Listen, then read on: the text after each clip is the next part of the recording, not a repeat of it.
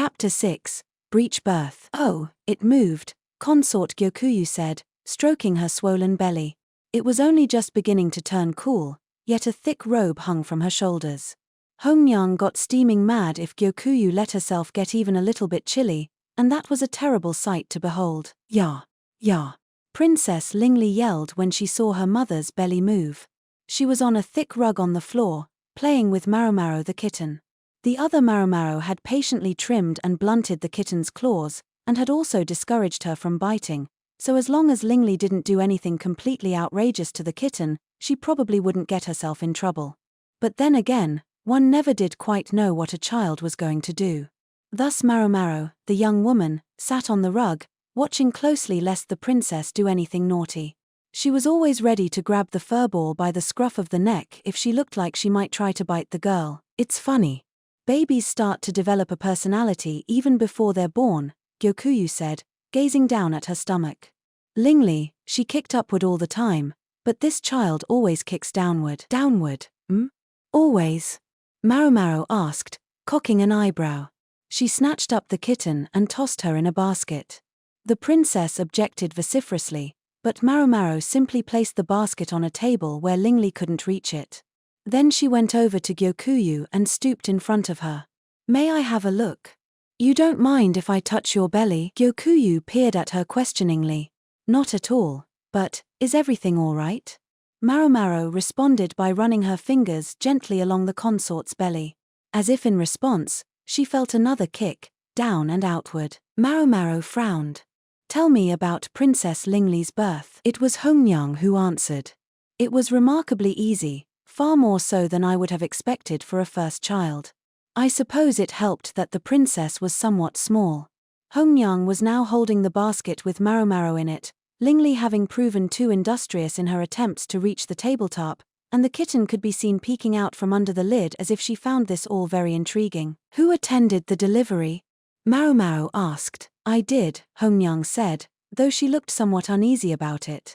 You can't count on the doctor here, and I'd done some studying, so we made it work, somehow.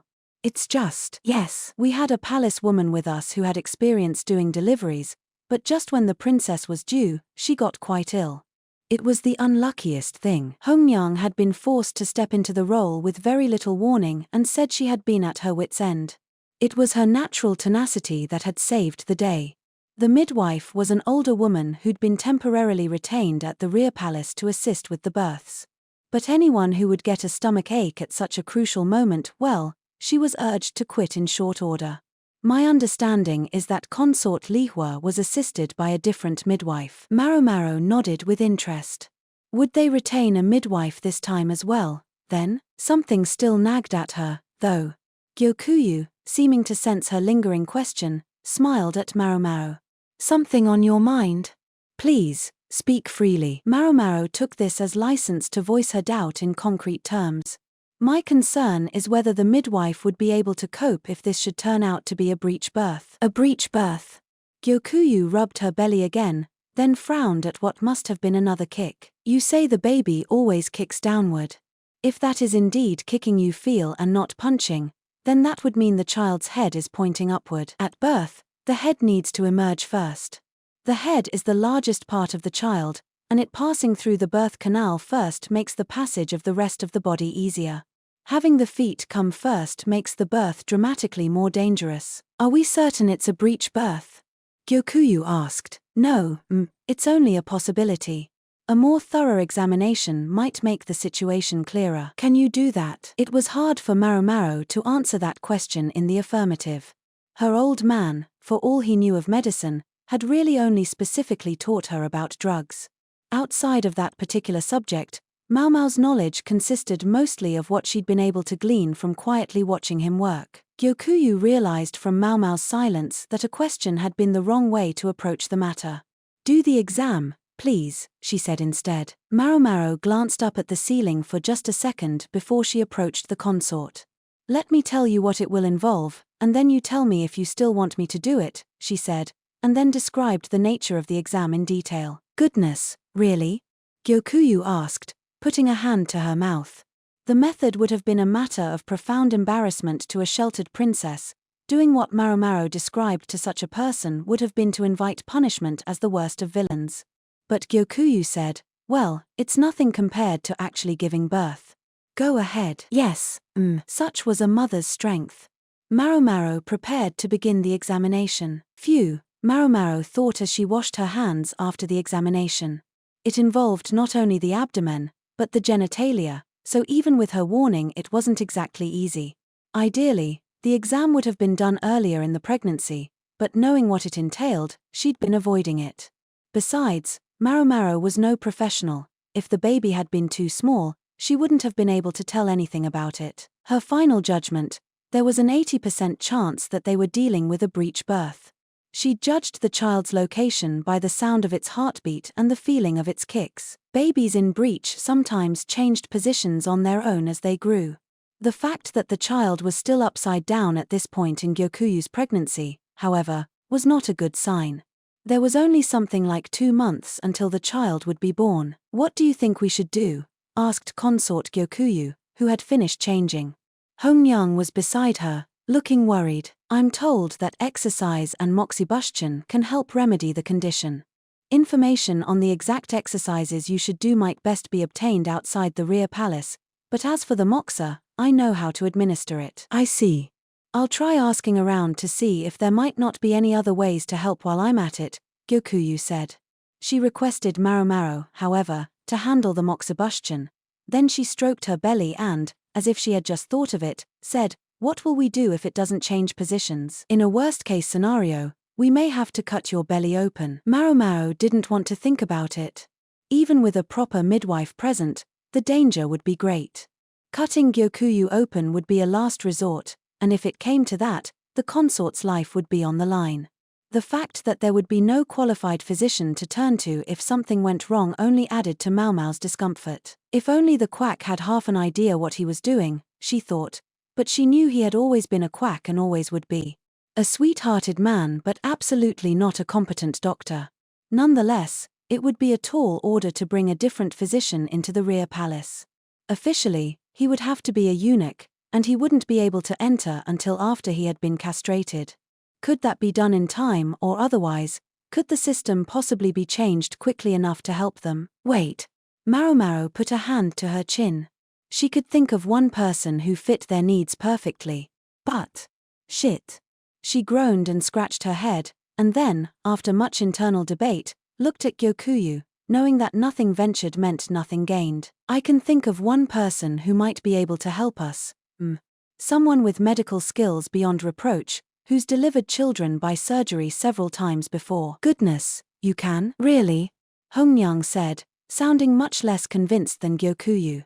You're not thinking of Master Jinshi's lady-in-waiting, are you? What had Suiren gotten up to in this pavilion? I'm not thinking of a lady-in-waiting. I'm thinking of a doctor. There was only one problem, namely, he's a criminal who was banished from the rear palace. She was thinking of her adoptive father, Luo Men. Consort Gyokuyu didn't bat an eyelash, but Hongyang was incandescent. We could never let such a man near the consort, she said forcefully. She didn't yell as she often did when scolding one of the palace women. Instead she quietly, coldly eviscerated Maomao's idea. This person might hold consort Gyokuyu's life in their hands. It must be someone we can trust. That much was certainly true. And under other circumstances, Maomao might have seen fit to back down at that point. But not this time. Luo Men was, in fact, their best choice to ensure Gyokuyu's safety, and more than anything else, Maomao had a deep and abiding respect for her old man.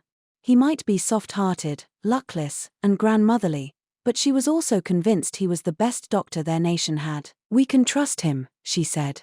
He's as good as any 10 doctors you might find. It's not like you to push a matter like this, Hongyang observed, though Maomao had only said what was true. Nonetheless, the chief lady-in-waiting wasn't going to cave either. But you said he's a criminal. I don't know what his crime was, but that's a fact we can't ignore. Hongyang remained calm, but Maomao's gaze took on a dangerous edge. As the two women faced each other, their ordinary positions reversed, it was consort Gyokuyu who interceded. Perhaps you could tell us what he did. Hongyang, we should listen to what Maomao has to say instead of dismissing her out of hand, and Maomao, You need to stay calm and explain. At that, Maomao felt the rush of blood to her head subside. She let out a small sigh and composed herself, then turned to Gyokuyu and Hongyang. This person was a eunuch and medical officer. He was responsible for delivering the current ruler and the current heir apparent, as well as Lady Arduo's child. As for why he was banished from the rear palace, I've heard only that the reason was somehow connected to consort Arduo. The fact was, Maomao didn't have a strong understanding of the reason. It would be untrue to say she couldn't guess what might have happened, but she wasn't at all sure, and she wasn't about to offer wild speculation. I see. So that's it, Gyokuyu said. Oddly, she seemed to have already known about this. She was an upper consort, living in the rear palace because she had the emperor's favor. She would surely have heard stories. And, if I may ask, how is this person related to you, Maomao? She sounded less concerned with his status as a criminal than with what kind of person he actually was. He's my adoptive father, as well as my teacher in matters of medicine. Gyokuyu closed her eyes for a second, thinking, then opened them again. All right.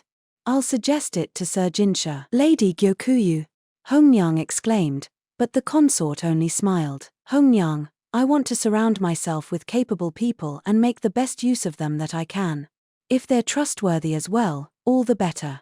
He can't be a bad person if this stray cat of ours has taken such a shine to him. Stray cat, huh? Nice. But he's a criminal. Yes, so they say, but you must have heard at least a few tales of how the rear palace was in those days. How many were purged in the time of the great Empress Regnant? Are you telling me you're going to take such calumny at face value? Her words were gentle, but insistent. The Empress Regnant, Maomao thought. Quite a presence to invoke. If you still aren't comfortable, we can have him kept under watch. Would that be a fair compromise? Gyokuyu said, and then she took paper and brush from the table and started writing a letter to Jinshi. 2 days after bringing up the matter with Hongyang, a grandmotherly individual appeared at the rear palace. Maomao was surprised. They'd moved quicker than she'd expected. Gaoshiren accompanied Maomao's old man as he paid his respects at the Jade Pavilion, after which they headed to the medical office. He was going to be with the quack doctor for a while. Maomao's father had a soft spot for cats, so she expected to see the kitten's fur grow even more lustrous now. She'd initially worried about what would happen if the quack found himself out of a job after her father showed up, but it seemed there was no need to fret about that, at least for the time being. Her old man's admission to the rear palace had, after all, been an emergency measure, a compromise. I'm glad about that, at least. Without him, there would be no physician worthy of the name in the pleasure district. Maybe it wasn't her place to be concerned about that, considering she had suggested the idea to begin with, but she worried that if he wasn't back home by the turn of the year, the old madam might come storming into the rear palace to drag him back herself. Such were the thoughts occupying her mind as she worked at cleaning the Jade Pavilion. Perhaps in part because of her old man's visit, all the chores had been packed into today, and they all had to work diligently. Yinghua came up hauling a fresh bucket of water. So that guy is your dad, right, Maomao? She asked. Millimeter. Yeah. Yinghua looked puzzled. Strictly speaking, Luo Men was Maomao's granduncle, but the two of them looked nothing alike, probably the source of Yinghua's confusion. Anyway, Maomao was content to let the subject lie. Trying to explain further would only be a pain in the neck. He's just... Yinghua searched for the words. Not how I pictured him at all. I guess you could say he's almost... normal. I'm like, is this really the guy who raised Maomao? And what exactly were you imagining? Well, you know.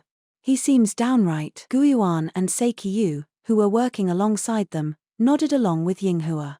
Hakuyu, who didn't know Maomao very well yet, was simply listening to the conversation with a grin on her face. Sensible?